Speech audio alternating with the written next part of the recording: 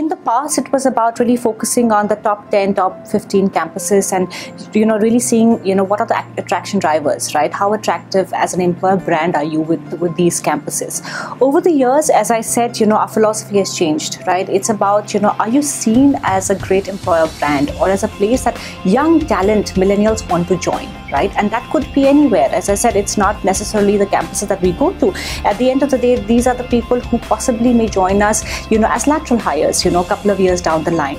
And therefore, are we really ringing the bell and, talking about PepsiCo and making them aware about PepsiCo, and being, an employer of choice in their minds. So I think that's really how, our measure of employer branding has changed. So it's not just short term. Of course, short term is in terms of, the number of hires, right? The quality of pitches that we've received, because change the game is just not about it's a business case, but it's about also crowdsourcing ideas from people, and the kind of ideas that we've seen over the last decade or so have been great, and in fact we've been able to execute some of these ideas. So short-term measures in terms of the kind of quality of hires that we get, but also long-term measures in terms of are we really being an employer of choice in the minds and the hearts of young millennials. I think that's one of the biggest things that we see, and we measure it through various ways, whether it's the college rankings, right? How are we seen? The kind of engagement that we do on social media, the kind of followers that we still have, right?